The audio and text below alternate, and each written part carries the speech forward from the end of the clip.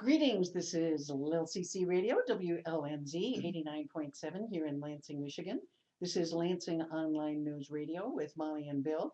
And we have somebody out there might be kind enough to tune into our webcast and tell me whether our sound is okay on the webcast. We had last minute excitement, as is always the case. It's good to see you, Bill. I see you're wearing your Strand Books bookstore. Strand, Yeah. yes. I'll be there in 3 weeks. Oh, yeah, you're going down to New York again, but not for the book fair. Nope, not this year. We're taking our grandson with us. So it's his week in New York. Oh, wow, that's going to be So that's a exciting. different way to look at New York. I'll bet it is, and through the eyes of a 13-year-old? 13-year-old, right. Wow. We'll probably go to a lot of punk places. Well, you better get in your good times while you may, given the Supreme Court rulings that are coming down. We're going to be talking next week with Ray Holman of the UAW about some of the implications for the union. But I did want to say a couple of things about the Hobby Lobby decision. I think I found it, there's an article today in Mother Jones I might direct people to that notes that Hobby Lobby in their retirement portfolio has a number of stocks that from companies that make contraceptives, including the ones that they don't want to pay for. So apparently, as long as you're making money, it's okay. It's whether you're having to spend money that it's not okay. I was deeply disappointed by the Supreme Court in terms of two rulings that directly affect women. And it seems that though they keep saying they have narrowed these decisions as much as they can, what's becoming clear is that they're narrowing them down to any decisions that affect women which could even remotely be construed as pro-life positions. So in other words, they're suggesting that if you are a Jehovah's Witness and you don't believe in blood transfusions, you might want to suggest that then you shouldn't have to have a policy for employees who would need blood transfusions, right? But saying, no, that's not where we're headed. It's only in this narrow case, and it's because they're so squeamish about abortion. And it's a word that I think they still feel engenders shock and revulsion and embarrassment on the part of the general population. And I personally think they're wrong. Well, I think the Supreme Court members are they're embarrassed by that. They're not adults when it comes to this at all. We won't mention religions here, but as probably most people know, there's certainly a number of Catholics on that, and Six Catholics, 3 Jews, yes. and no Protestants, and no Baha'i, and no Muslims, and no atheists, and no agnostics. And when you talk about diversity, they've done a better job of getting gender diversity and ethnic diversity, but they've done a really lousy job of religious diversity. It's basically an Old Testament court in my mind. Right. They might as well have the Pope on it. I know, and I mean, I don't mean to say that, but it narrows your worldview when you grow up in certain religions. It's very hard for you to be objective enough to be completely free of your upbringing. And I think it's just difficult for them to see it through any other prism than a political prism now, because it is so critically a part of the Republican Party that it's the Republican appointees here who are the ones who are making these decisions. I'm appalled that they will have a 75-foot buffer zone for themselves, but they want no 35-foot buffer zone for women going into an abortion clinic in Boston. And they couched it in such naive terms about how this really would put a crimp in the conversation. The people have to shout if they're more than 35 feet away. And they really just want to talk. And they want to have an engaged conversation with them. No, they want to yell at them and spit at them. Yeah, embarrass. Yes. Make them feel small. Humiliate. Yeah, humiliate. Yeah, you can use all those words. Absolutely. I've been at them. They're pretty ugly. I think what they've done inadvertently is galvanized the women voters of the United States. I was even stunned today. I wanted more and more coverage of the implications of this decision because even the dissenting opinion by Ruth Bader Ginsburg was 39 pages long. So digesting it all is difficult. And I wanted more analysis. But because of so many other cases of breaking news, they went to other topics very quickly. I frankly think women are still really getting the short shrift on this. I think this is a very big deal for women. Women are outraged. We're going back to the 60s. Dark ages. Earlier. Yeah. Yeah. So I'm hopeful that it will galvanize people because we're clearly headed in the wrong direction. I was looking at some pictures just recently that came out of the Middle East from the 1960s. And it was women in Afghanistan and women in Baghdad in Iraq wearing miniskirts because they were very westernized and they were very modern. And it reminds you that it doesn't take that much to send a country in one direction or another. Things that we think of as permanent progress that we've made in this culture, where women have the right to be out in the workforce. You may have and be squeamish about abortion, but when you start banning contraception because you say it's abortion, even though medically and legally it has no, it's not an abortifacient, it just seems to me that you are really running the risk of sending this country back in the wrong direction. And from a practical standpoint, as anyone that grew up in the era where their abortions weren't legal, you know how much trouble it caused. Well, here is this terrible irony. If you start making it more difficult for women to get contraception, then what you see are more abortions. It's not that if you make them illegal, they go away. It means that they're no longer done legally and safely. Right. It means that they're done in back alleys and women die. I know when I went to high school, abortion was not legal. And what that meant is that if you were rich and you were connected, we all knew who the one or two affluent doctors were in town, but they would only take care of the sons and daughters of their fellow members at the country club. If you wanted an abortion from them, you had to be begging and pleading and have a connection and come with quite a bit of money. What this really did was just simply democratize abortion for people who weren't part of the 1%. And I'm really concerned that we're headed back to that, where there are no rules for the 1%, but there's a different set of rules for the rest of us. And this just seems to me to be blatant pandering. Absolutely. I can't, I wish I could believe it didn't happen.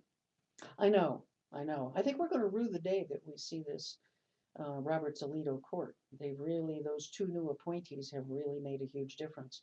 I guess the big question now becomes if, everybody wants Ruth Bader Ginsburg to step down for fear that the next time there's an appointee, it will be not somebody who is appointed by a Republican president. But my fear right now is if Ruth Bader Ginsburg steps down, what do you think the chances are that someone as liberal as she gets elected in her place, gets appointed in her place? She's a strong voice. Without that voice, I hate to think what happens. That'd be a long shot, I think, to find somebody as capable and as liberal as she is. It'd be difficult. It would be. Lawrence Tribe was supposed to have his shot, but I think he's a little too old to be named to the court now. Liberal justice out of Harvard, but I don't know the names of other candidates. But it seems that we're not seeing that kind of strong left person. I don't think we're going to get a William O. Douglas. No. I mean, I think the court. I think part of it is, yes, I understand now how people must have felt when the Warren court came in. They felt that they saw the court making a big change. That's when we first started to hear legislating from the bench. Well, this is legislating from the bench. This is the first time that a corporation has ever been given religious rights. Can you impeach a justice? Remember the impeach Earl Warren? Impeach Earl Warren. Yeah, you couldn't go any place south of the Mason-Dixon Right. line without. I never thought about that. Yeah, I guess we could see a bunch of impeachment. Well, it'll be right now. We'll have a bunch of impeachments. I know the right wants to impeach Obama, so I guess maybe we can head into an impeachment flurry. Well, I hope we keep talking about this issue because I don't think there's going to be a quick remedy. And I think the idea that these decisions stay contained, all too often, that which looks like a narrow decision ends up being much broader when you see other people wanting to apply it in different ways. I don't want to go back to 1969. I don't either, unless it's to some of the parties I went to in 69. Some of the concerts. I saw Janice, I saw Jimmy. 69 would be a good year for that. I'd like wish the music were better. I keep wanting to go to the Encore down in Detroit, but I don't think I could quite. The soundtrack of our life was better, maybe. Not our life necessarily. Well, but yes, we'll have to now switch topics into nice, wholesome kinds of entertainment and entertainment for children. I'm going to move the microphone closer to Deb Deason. She is our New York Times award-winning, oops, I got to move the camera too. For those of you, we do have a live webcast. You can tune in to LansingOnlineNews.com and see our live webcast. But we are joined by Deb Deason, who has her new book with her. And now her book, Pout Pout Fish, was a huge success.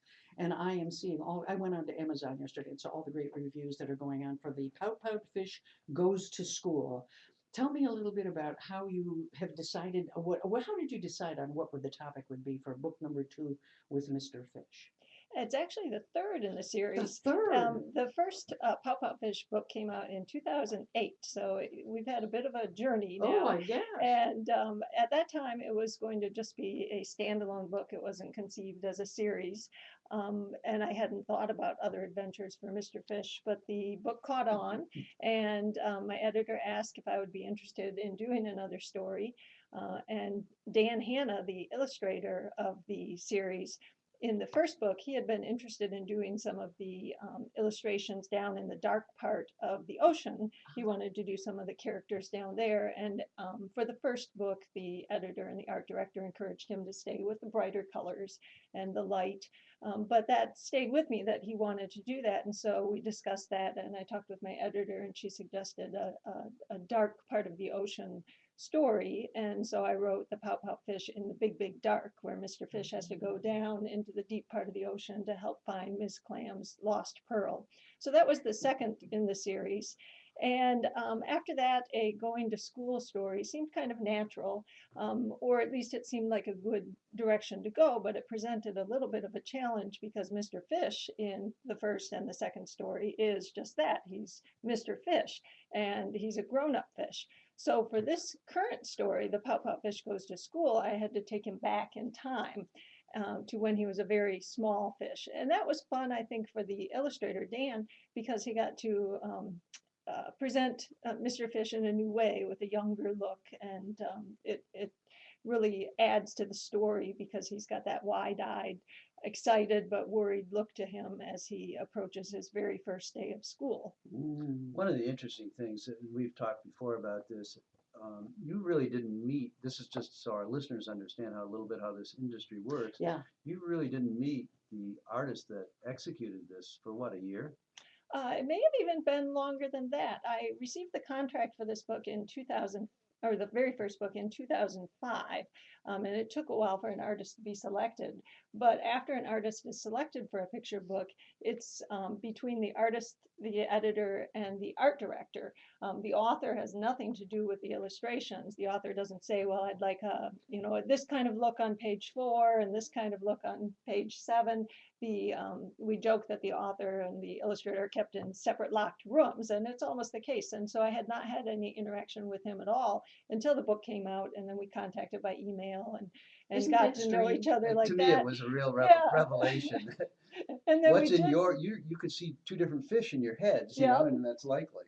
and we did get to meet in person when we were both invited out to a school in New York that had us. They were presenting the Pout Pout Fish as a readers theater that they did school-wide as a year-long project. And so they invited both of us out for the final performance. And that was the first time I'd met him in person. And now you have someone in costume occasionally. There's also there's a Pout Pout Fish costume that's available now. The Wow. Pout Pout Fish has kind of taken on a life of his own.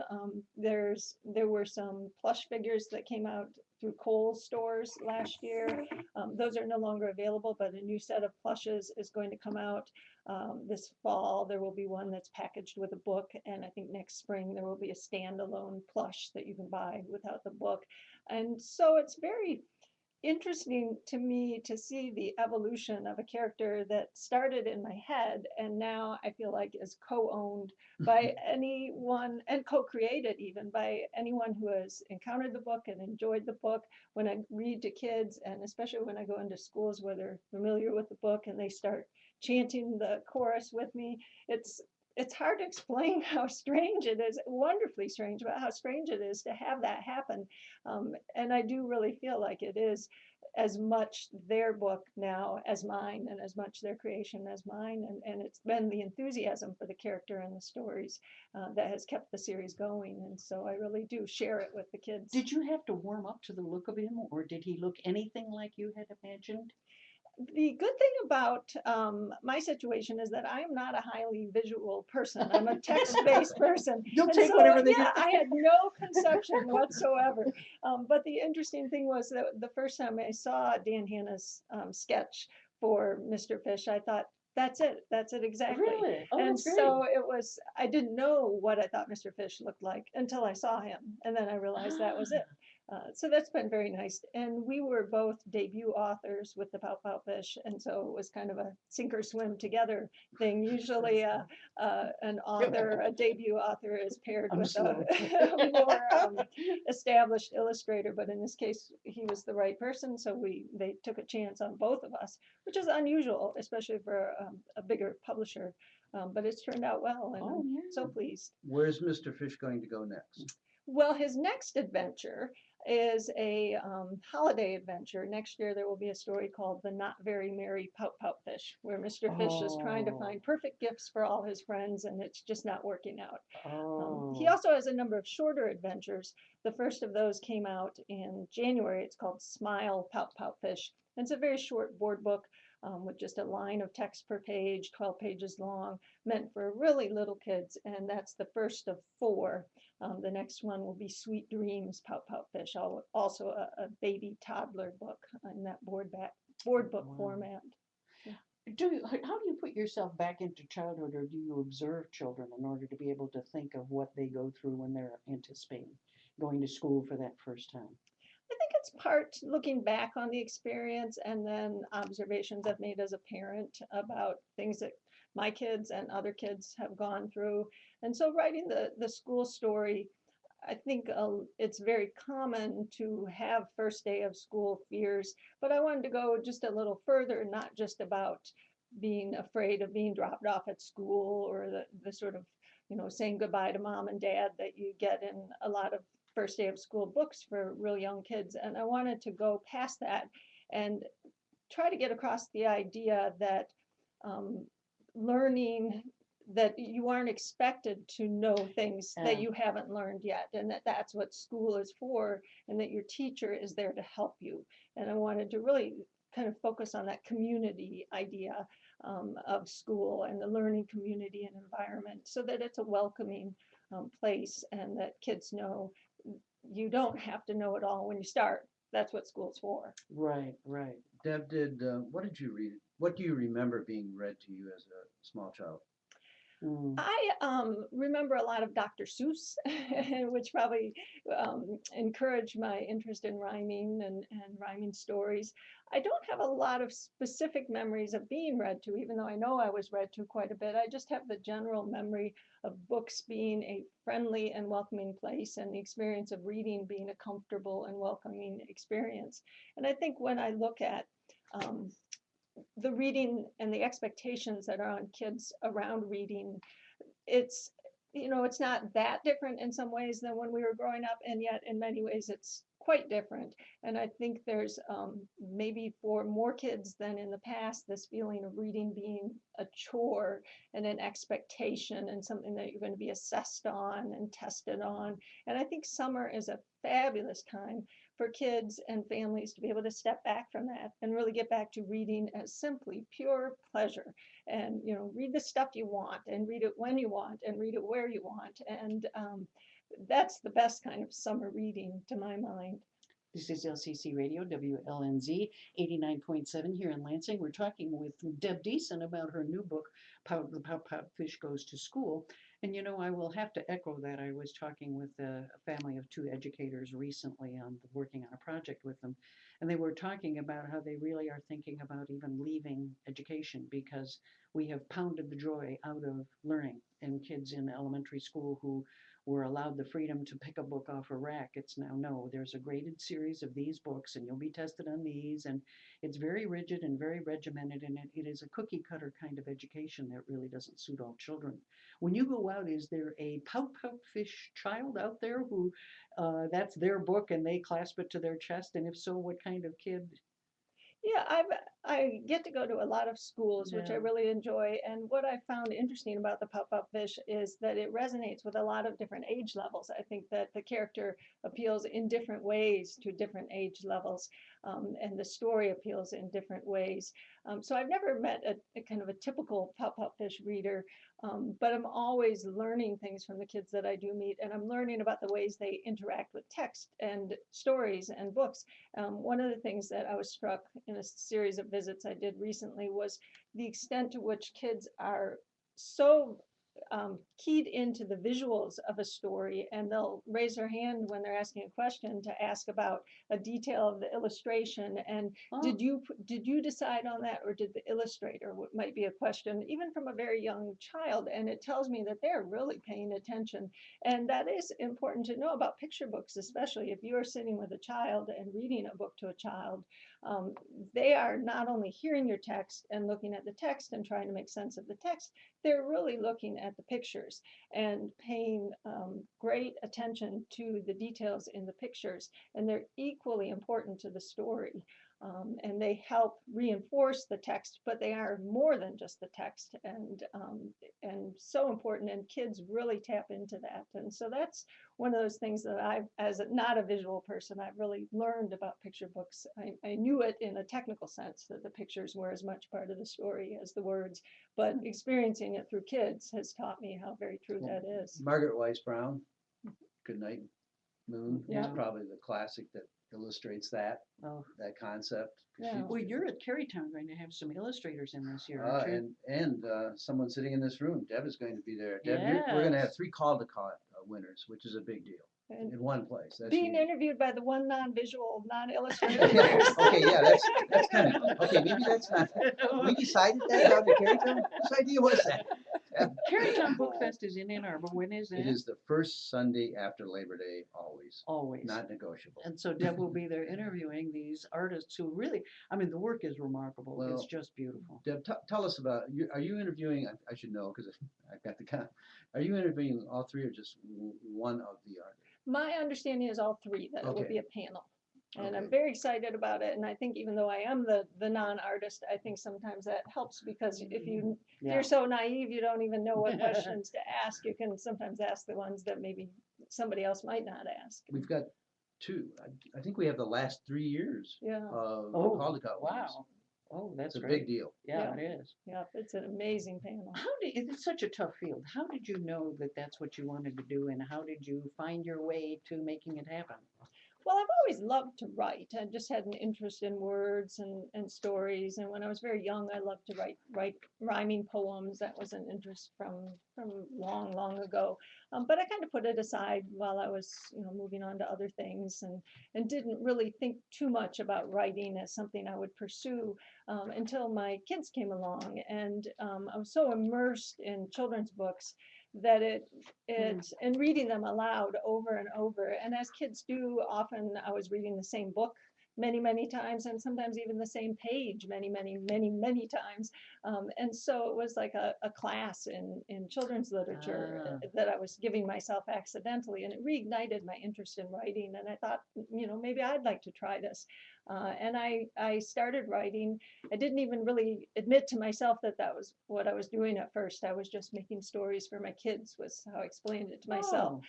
But after a while, I realized I enjoyed it and I wanted to do it for me. And I think as a writer, you really have to write for yourself first and foremost.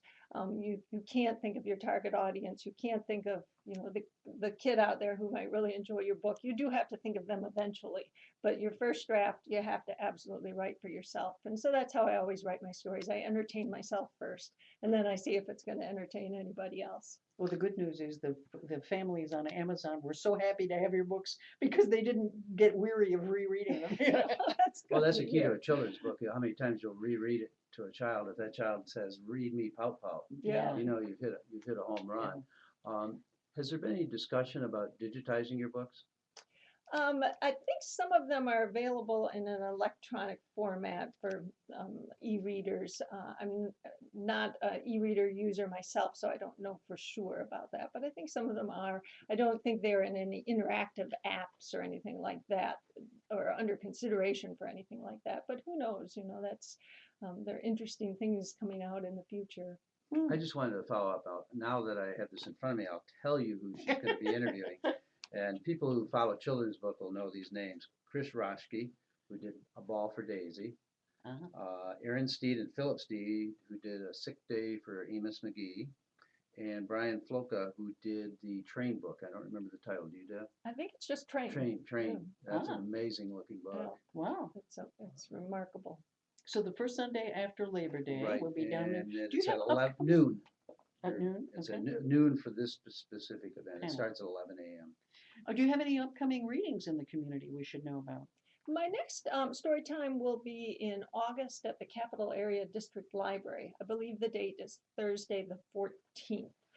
But I'll double check on that, but I'm pretty sure it's Thursday, the 14th of August. Remind us about that so we can remind our listeners when they can go down there, and you will be encouraging kids of all ages, I'm assuming? Oh, Absolutely. that's wonderful. Oh, that's so great. I'm always fascinated by children's lit because I think wasn't it Madonna who every once in a while they get a celebrity who put out a children's book. Her And, book is pretty good. oh, you're kidding. No, it's good. Really? Yep. Do we have any suspicion that she did it? No, I think she probably did. She's a Same way Hillary wrote her biography? yeah, yeah. I mean, she's a good songwriter. I mean, she. Well, you know, that's true. Maybe with those lyrics. Yeah. I was surprised. When I looked at it, it's very well done. But there's a lot of them that aren't. You know, some other ones. A lot of musicians are doing children's books. Maybe that's it. Peter Lyricists. and Paul, Peter, Paul and Mary, Oh. Sting.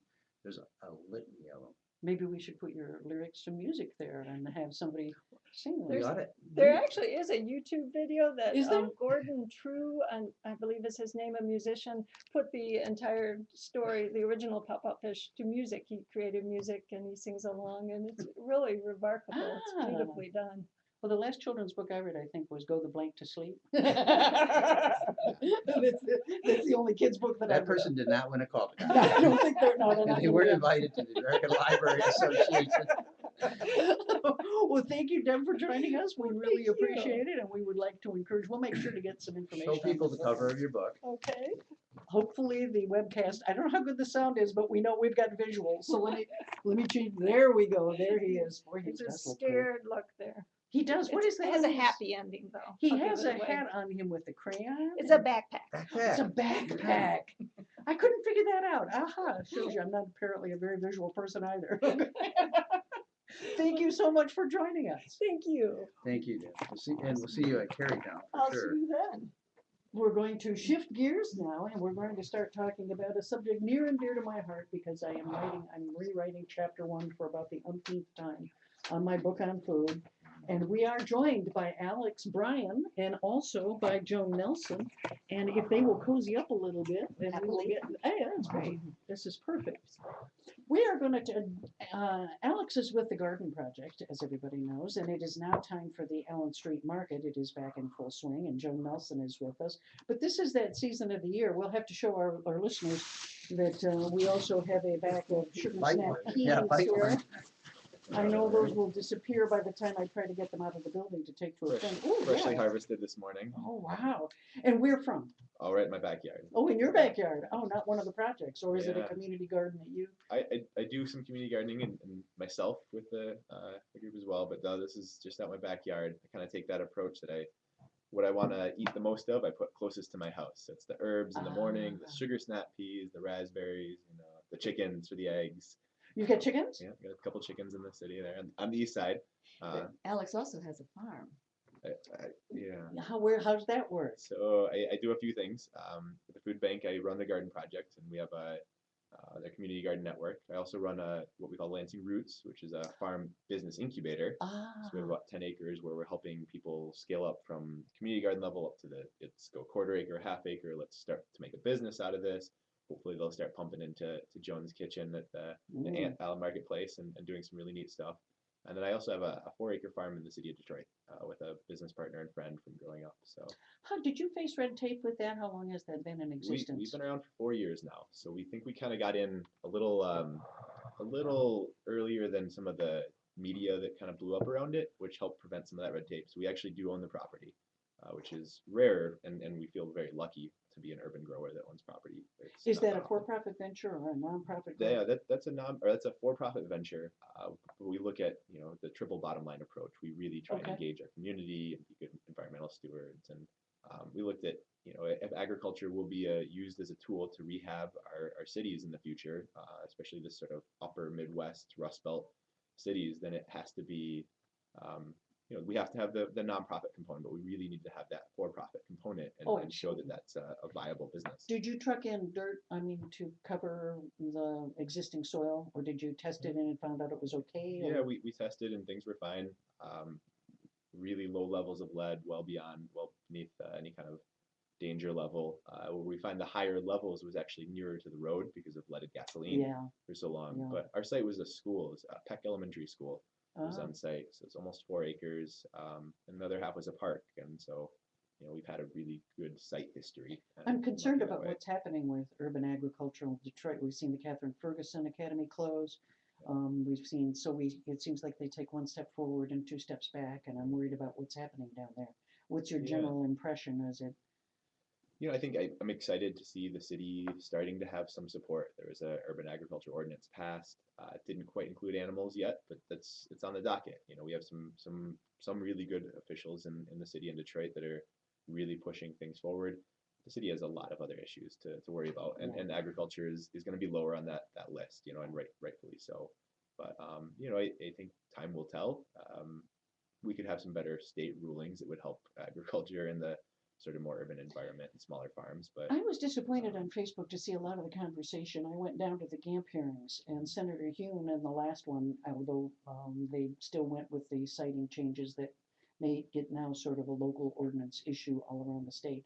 I was surprised at how many people on Facebook said, well, that's the way we want it. We want to be able to have local control and local decisions.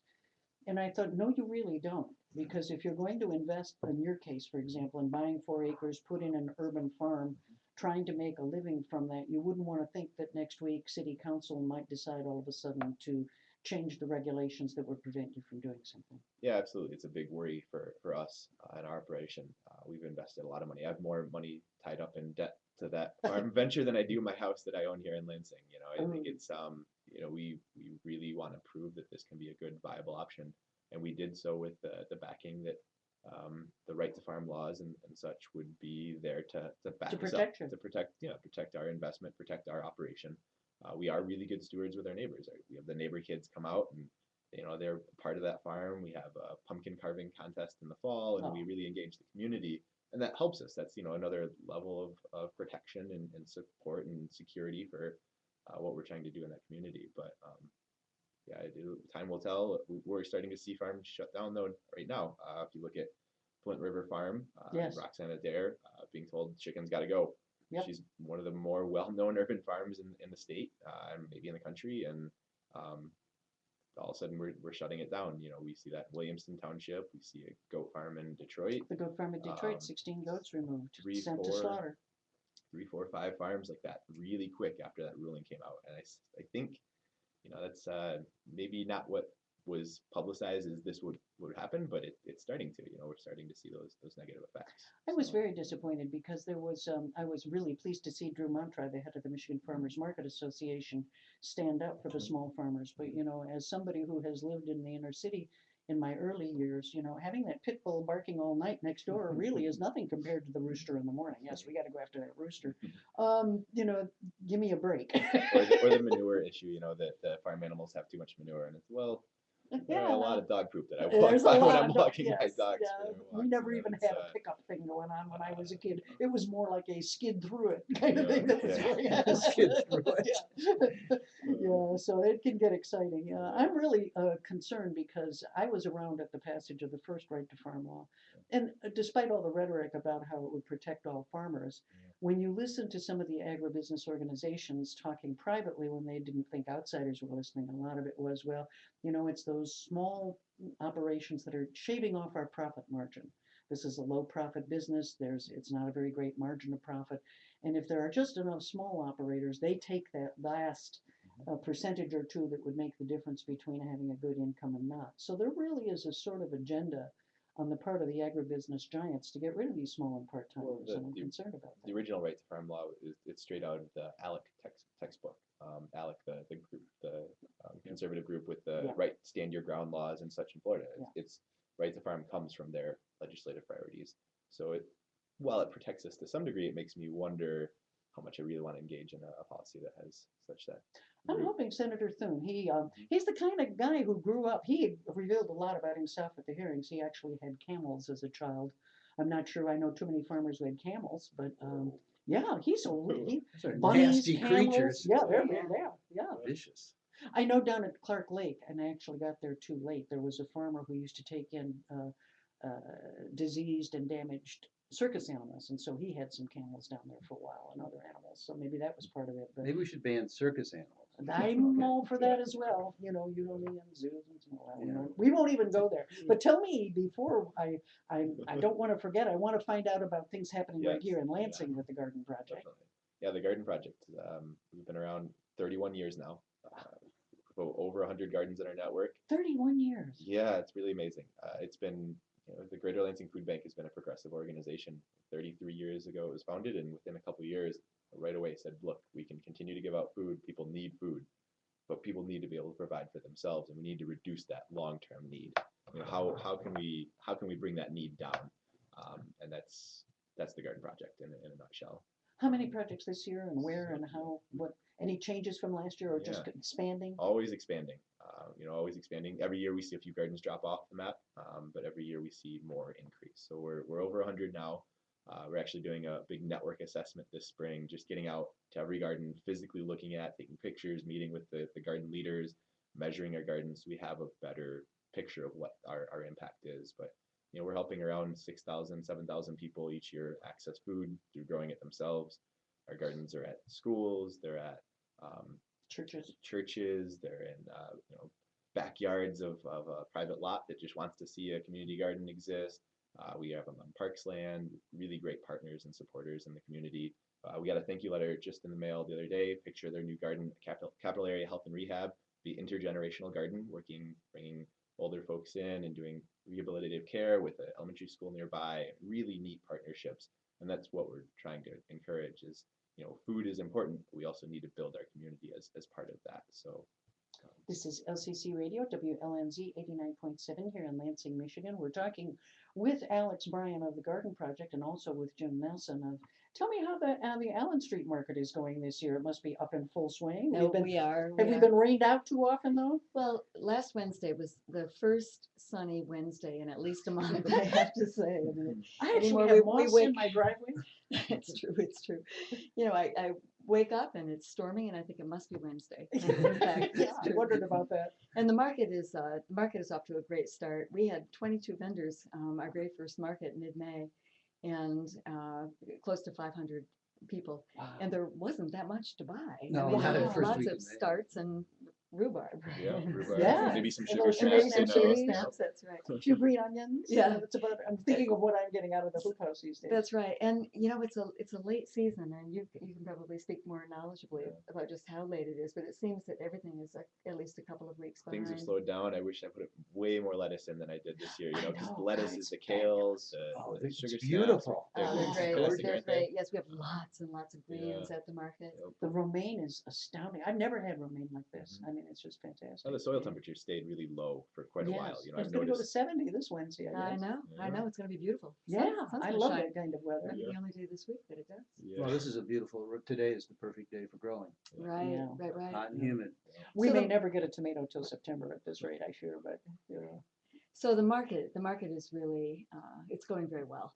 And, we're getting more and more produce in each week. We had a terrible storm the week before last, and it was amazing.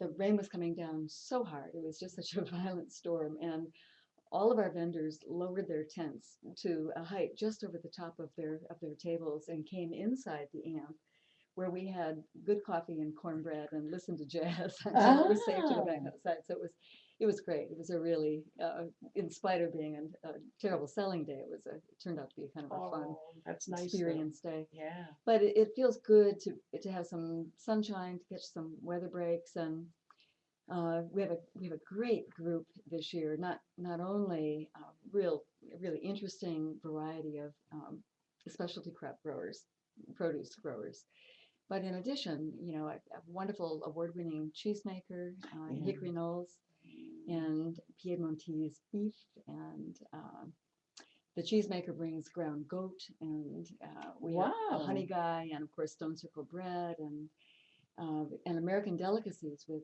mushrooms and interesting butters, and I'm always sad when I make it to market late because I miss out on the mushrooms. because you miss out on the They're- mushrooms. they're They so go, great. and like hotcakes. just yeah, gone. we met this morning. He may come into our kitchen. Yeah, that's Is great. that It's very right? exciting. That's been very exciting because we built the AMP, the Allen Marketplace, as a way to really build on the already existing food related programs that we had been kind of nurturing for 10 or so years, the farmers market, the pantry, the greenhouse in Hunter Park.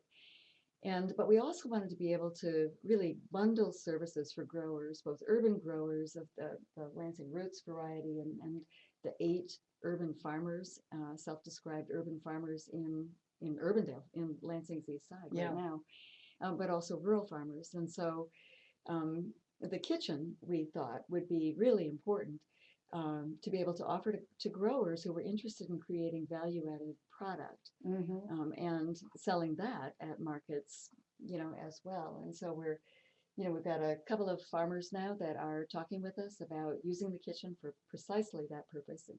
And that'll be pretty exciting. They can I'll be also, one of them. and actually. great. Yeah. Okay, good. I'll be looking at salsa myself. Oh, so, yeah, excellent. really great. And the kitchen is also being used. Did I tell you about Red Smokehouse when I was here last time? No, but I've been reading a little You've bit been about it reading in about your Red? newsletters. Yeah, Red Smokehouse moved in a few weeks ago, and it's this new company, and they rent the kitchen all day Tuesday, and they smoke. They smoke What kind of You know, things all do they meats or? meats for the most part, but they also smoke cheeses and vegetables, and they're Okay, they known smoke for their vegetables. they're known for their smoked tomato soup that they Oh, that they serve in the winter. We're looking forward to having them at the winter market all year round. Oh.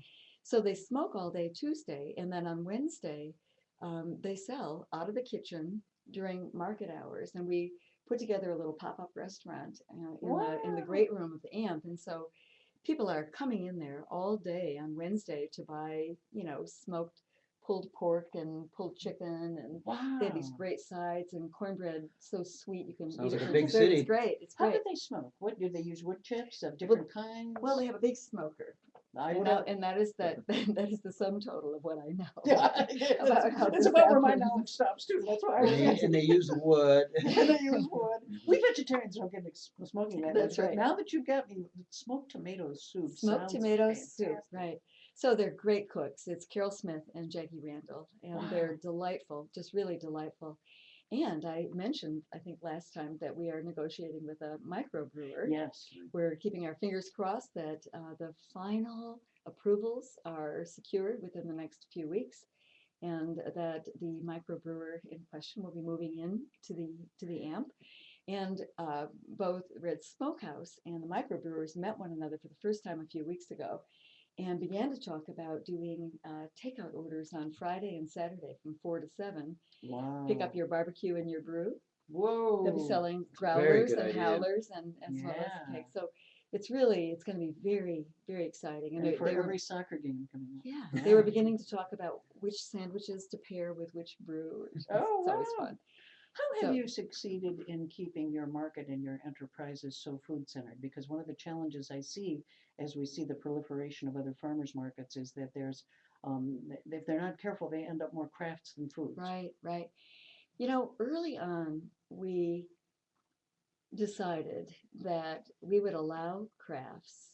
We would invite crafters, in fact, on our festival days, but that otherwise we would be a food-centric market, and we've not regretted that.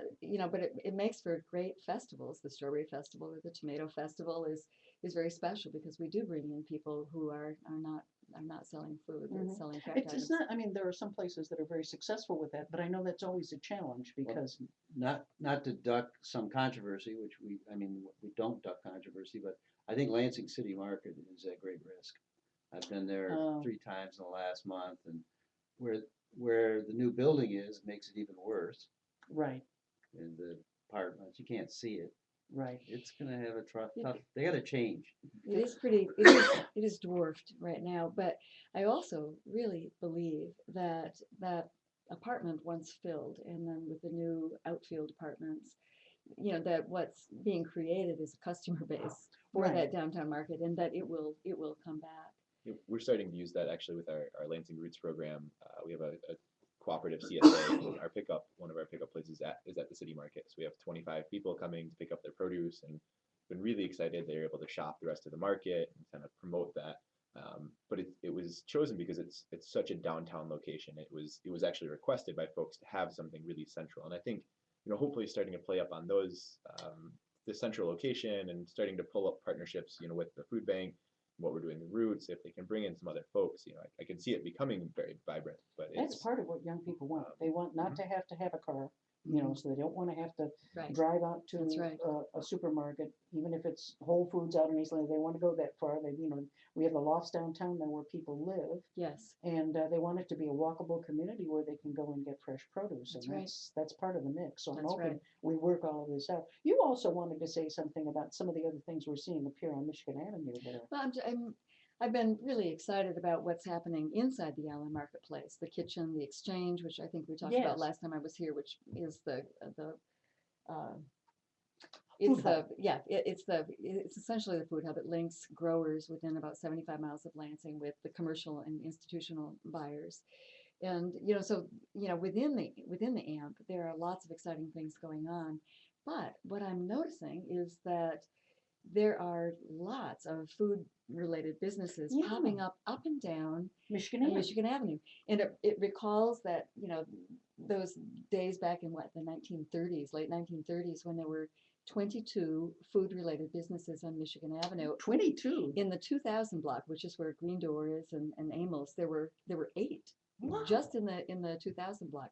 And, you know, they were all walkable. Of course, you know, most people were walking to get their meat and to get their bread and to get their groceries and, you know, whatnot, and milk and dairy products. So they were specialized and they were small, and they often had owners who lived upstairs. Yes. And it was a very different day. So it's been fun watching the opening just last week of Mertz Meats. Have you been to Mertz I haven't Meats been yet? in. We I've been there. vegetarians tend not to go to Mertz Meats either. I enjoyed it. First, it has a lot of interesting things. It sure it's does. got like buffalo and things like that. Yes, But, yes. it's Is got it from tri- Olison's? Pierogies. It's what? From Olison's up in TC? You know, I'm not sure where the buffalo was from, but it's got a great variety. It's well packaged. It's clean. It's fun. You know, people are upbeat. And it's not just meat. They have a produce section that they Oh. intend to grow. They have Michigan chips and Esh salsa in Ah. Traverse City. I mean, They they're also, obviously really, when I was there, they're serving local salsa. yes. Ah, They're all there's a about, huge market for that, I think. Well, Oh, salsa has far surpassed ketchup. Gee, too bad. yeah. Oh, wow. And they actually, they buy local. I mean, that's one of their, Ah. they have a real interest in purchasing locally grown. And there's now that Items. supermarket across the street that popped up there out of nowhere. Right. I mean, I thought it I'm was a liquor serious. store, but I mean, I I mean, may I be thought it was wrong. too. I think it's a liquor I think it's a store. liquor Oh, it is a store. liquor store. It has the word market in it, which is I haven't been Good, I inside, as guess. you It's a can faux tell. market. It's a full market, aha. So in any case, there's Mertz, and then just down the way, a few blocks to the east, in the 2000 block, which has been the commercial heart of the east side forever. Again, that same block with Amos and Green Mhm. Door and the avenue and whatnot, is Strange Matter. It's a new coffee shop. Oh, yes, I saw that. And the Strange Matter is actually vending at the farmer's market, and it was her coffee that we were drinking when we were rained out a couple of weeks ago, and it's really delicious. And she buys beans roasted locally Yep. in Mason, Craft in with Mason, Kraft and great. the Populous Roasted Company in Bay City. You know, so there she sits and is really interested in locally produced product. I At the miss end of Wolf the Moon Bakery and the Oh, Rudy Bags yes, coffee yes. shop. and at the I just would love to see something like that yeah, revived as well, well. I think you're really going to enjoy this. I think you'll like this a lot. Come by the market this Wednesday and get a cup of Yeah. coffee. She's great. Iced coffee as well. Uh-huh. And then at the end of the block is Ruth Lair's new shop, Wild Strawberry, which does fruit and flower bouquets. Oh, the edible bouquets, I love those. Yeah, yeah, They're yeah. Very Yeah. good. So some very fun things going on, and there are rumors of other food-related businesses, you know, looking at the avenue and looking at East Kalamazoo, for that matter. And of course, we've been really intent on developing a food innovation district between Michigan and Kalamazoo on the east side for a number of years now. And so this is really exciting. We should organize a tour, I think. We should. Ooh. And Green Trike is Green Yeah. Trike is Yeah. Yvonne They could Lefebvre's- lead it. Yeah. they're hopefully moving into Charlie's Garage at the end of Leslie Street and one block west of us, Yep. or east of us, and they do a lot of our deliveries, a lot of the food deliveries. Oh, that's so cool. It's very cool.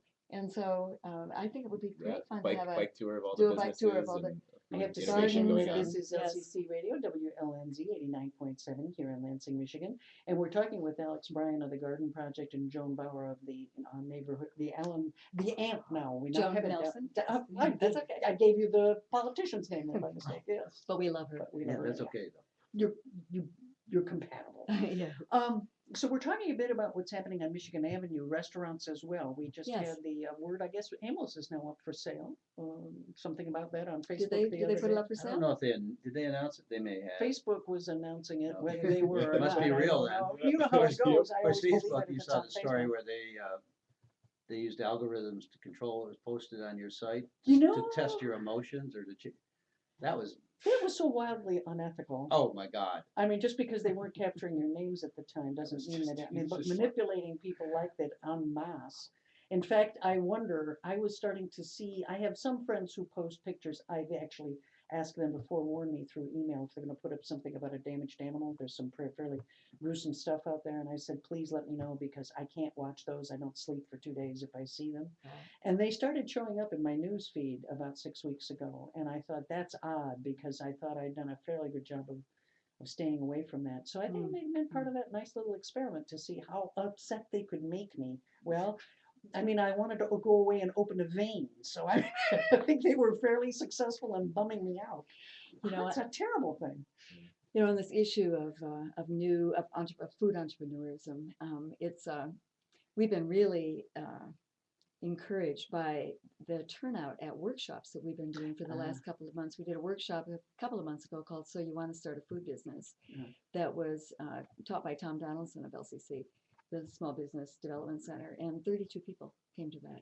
We had 12 show up for a branding workshop. We had 40 people show up at the workshop last Friday. And 30 of them were actually farmers, and that focused on access to capital and cash flow analysis and food safety compliance. And our hope is to continue to offer, you know, flash trainings and more robust trainings for both food entrepreneurs and farmers who are interested in ramping up to meet, you know, the growing Well, you know, demand one of for the fresh things and that- local. Any big city will tell you, including Detroit, is when a restaurant or a big food source moves nearby in a community, that turns the community around. Oh, yeah. People go out on the street, they go Yeah. back and forth. I mean, now you have foot traffic, that then Right. enhances safety. It becomes a virtuous circle. Right. It is part of what makes people feel that a city is really a fun Right. place or livable place to be. And there are lots of really, you know, we have worked for, you know, over a decade now with rural farmers who have been very loyal members of our farmers market, participants in our market. But there's a lot happening with urban farms as well. You know, the 8 self-described urban farms on the east side. But I think one of the most exciting projects right now is the Lansing Roots project. And, you know, What kind Yeah, of yeah. businesses are you incubating? Yeah, so we're incubating farm businesses. So we work with lower income, primarily refugee right now. We have a lot of folks from Bhutan, Zimbabwe, Somalia, a few U.S. born local folks, but really helping them scale up and pull on their previous skills. So our Bhutanese farmers were farmers in their home country. They've been in refugee camps for 20 years. They know how to farm. That's what they want to do. That's what they know how to do. It's what they can make money and make a That's what living they doing. love doing too, I would Yeah. think. It's where they feel normal again. So we work with them. We provide land, we provide tractor, specialty equipment, you know, all the tools and support. Where does the support for that come from? Is that a Right now, we're leveraging a federal grant through the Beginning Farmer Rancher Development Program. USDA? Really, yep, really great part of the USDA, the recent Farm Bill in 2008, and re-authored again recently. Oh, which was, good. which Yeah. was So it's re-up? fantastic news. Yeah, so we'll be going after that funding again, and then some other local foundations and individual support. We've got great farmers in Mason, just north of Mason, southeast Lansing, and so I'm good- going to be following, folks. I'm not at liberty to say too much more, but Yeah. starting on Saturday, I'm gonna be doing a long project documenting 2 sisters who are trying to do some innovative things right outside of Lansing with the new CSA that's also gonna focus on some Great. innovations related to livestock production Oh, based on the interesting. Weston Price model. CSAs are really hopping. You've They got a are. collective CSA. We've got a year-round CSA now out of the greenhouse. And we've begun to do what we're calling add-ons, where people can for an additional Mhm. fee, also get bread and cheese and eggs and Right. milk. And I mean, so it's very interesting. And folks, For listeners who may not be quite as familiar with the CSA, that's a community-supported agriculture, which typically means buying shares, yes, usually in the summer, but there are winter CSAs where you buy shares and you take the same risk with the farmer. If one right. week you're gonna get kohlrabi, and if the kohlrabi doesn't look good, you're not gonna get it. That's right. So, And one of the things that I think is unique about the Garden House CSA is that we do work shares, and people can pay monthly, weekly, uh, yeah, you know, a lot of people and split a share. right, and they can use their SNAP benefit cards. Yes, You know, that so makes a that huge and that impact. makes You a were huge so difference. innovative in which is doing really that great. and getting Right. that We have, and established. I think it's close to half of our CSA members are using SNAP benefit cards. So it's really, We Well, added some off of your wait list onto our Did you? CSA for Did our you? low income option, Excellent. which is really Excellent. good synergy oh, working. I'm really glad. Yeah. I'm glad about that. When I wrote the story, I think it was last week on craft beer, there are craft beers, CSBs now, Whoa. where you buy a certain, Community Oh, supported yes. brewery. right? Ah, that's a good That's idea. just, it's pretty clever. Yeah, And can I also, just to do a little promotion of the exchange? Yeah. What we're discovering is that there are people who aren't particularly interested in CSAs. They don't want the kohlrabi, thank you, right, you right. know, or the kale. Or the kale, yeah. Right. They want what they want. And so individuals are banding together to form buying clubs and buying through our exchange, our Mm. online ordering system. That way they can buy precisely what it is that they want to buy. And in the quantities that make sense for both the farmer and in the individual, Exactly, which is nice. I exactly. still have a video to edit it and it'll show you how old it is. I went down and shot video at Locavorius, which is a frozen CSA, where they take the most popular vegetables like sweet corn and so forth. They go out and they buy them from the farmers markets Right, locally, and they right. process them. And they had an arrangement with Zingerman's where where they did the freezing and the processing, and you would buy shares in the frozen CSA and come and pick those up. Interesting. And I see now that Zingerman's is going to a community-owned, employee-owned. Are Yeah, they? they're going to an fantastic, ESOP. Really? fantastic news. So, Oh, I that's mean, It was a there's big just deal. It was the people weren't sure what the next generation was Right. going to happen to it. Yep. That's a big deal. That's stunning to me Yep. because that's such a Yes. dynamic and lucrative business that I was very surprised to see them embrace that model. I know Bob's Red Mill, I'm a big gluten-free person because of celiac disease, and Bob's Red Mill is turning it over to employee-owned. And Mhm. we're seeing so much innovation taking place in the Co-ops economic coming back. models. And Yes, co-ops coming yeah. back. The Capital Capital Village Trade Village Trade Cooperative. Co-op. They vend at our market, and they do all sorts of things. They do food. They do massage. They do. all kinds of crafts. It sort of falls into the time Teas. banking kind of Yes, category as well. yes. I was talking with Rich Pirog of the Good Food Yeah. Systems, and one of the challenges that they face is even keeping track of what's going on because they're going to try to map. Yeah. They've made goals for their program to say, you know, we're going to have X percentage of food grown locally, you know, as part of people's overall diet nowadays. Well, then how do you go out and find out where it's coming It's from? and happening that- so organically that It it Yeah, really is hard It to is. track. And you know. don't want to control it. You No, want I it don't to think just you explode all over the absolutely place. do not want to control it. No, no, no. Well, the model we were looking at, actually, we were talking about is that in the old days when we were trying to look at communities, we would send young people out to map assets and liabilities. Yeah. It might not be a bad idea to engage young people to take a look because they could map communities. A lot of them are involved in the youth farm stand program. Mhm, We're seeing farm to fork programs coming out of schools. And mhm. I mean, there's so much going on. It's just hard to keep track of. Our youth service corps is doing a fruit tree project. Did I tell you about No. that? Where they're trying to map fruit trees in backyards, side yards, front yards within about a 1 square mile area of the east side. And then they want to go in and give people instruction who need it on how to better care for their fruit trees. Wow. And then for people who don't harvest the fruit, and there are lots, Yeah. they want to be able to collect that to give it out at our pantry, Ah. our weekly pantry. My problem is that the birds get there first. But if you manage it right, they don't. Yeah, If you yeah. have somebody pick it, that's part of the problem. Right, You have to right, pick right, it on right. the spot. And they planted 20 fruit trees now in Hunter Park. Wow. So they're into fruit trees. It's pretty amazing what's going on. That's why I was disappointed when the goats got stuffed in Detroit. It just seemed to Well, be, there what- is this what's kind gonna of happen? What's backlash. bad about that? I think what we have, and I've been writing about this because I was looking back. I mean, I'm old. When I was in first grade, USDA gave us seeds to plant in our backyard. It was part of the free Victory Garden program. I go way back, so I mean, and that you've seen this sort of tension about farms in urban areas. People, a lot of people were raised in the suburbs where they think all their food comes from a grocery store, Mhm. and they somehow don't trust anything that looks like it's too fresh and might have dirt on it. You know, Right. so we have to get Right. over that somehow, and I think it's happening quickly with yeah. the younger generation. Oh, We, yeah. we worked with Capillary District Library last summer for their summer reading program and gave them seeds, excess seeds that we had from the Did garden you? project. Yeah, peas and lettuce and other things that would do well and quick and easy for kids. So as part of their reading program, they read some books on food. Ah, They all got a seed pack, and I think, I think some of it at least planted, right? And we can encourage that type of growth. There's a youth gardening coalition in the city, Yeah. comprised of organizations, Northwest Initiative, Allen Neighborhood Centers, like South Lansing Community Development, I think, Association, garden and project, yep. Garden Project, who collaborate all the time and swap ideas and curricula on youth gardening, and they operate gardening programs in the neighborhoods throughout the city. wow, it's just amazing. To Yeah. see the gardens, July 17th, we have a tour. Leaving from the Resource Center in Foster Park on the east side. What Sorry, time? it's at 6 o'clock, 5:30 kickoff potluck, 6 o'clock the bus, bike or walk depart. So you get your choice multimodal. We're going that route. And we see gardens in the Garden Project Network. So and Oh, some on the great east place to side, swap some over tips. yep. Take a look at what's going on. It's very exciting. This has been so exciting. I want to Yeah. thank both Joan Allen, I'll get your name right now. It's from actually Joan Nelson. Oh, I'm doing it again. See, now I'm giving you a third name. Well, we'll just keep going. Alex Bryan, I'm going to have to make notes. I know you so well, I keep calling you just long. It's Joan again. Yeah. So Just this is Joan, just Joan. Joan's LCC Radio, WLNZ 89.7 here in Lansing, Michigan. This is LCC Radio. You've been listening to the Lansing Online News Radio Show with Bonnie and Bill. We'll be back next Monday night. We're going to be talking about that Supreme Court decision that relates to unions. See you then, 7 p.m. Thank you. I mean, I